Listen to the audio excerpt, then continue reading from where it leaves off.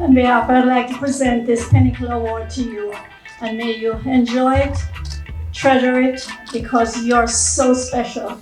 He's receiving the Pinnacle Award on behalf of the group, the original group of vocalists that is known as the Wailers, Robert Marley, Peter Tosh, and the Honorable Bunny Wailer.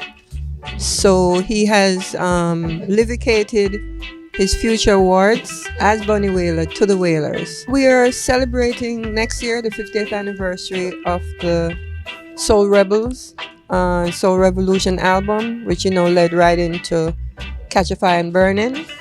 So it's an auspicious time for us to be presenting the Wailers Trio to re-image the identity of the group, separate from what people know as the Wailers Band, which is really the solo backing band for Bob Marley. But this is now the vocalists, the trio.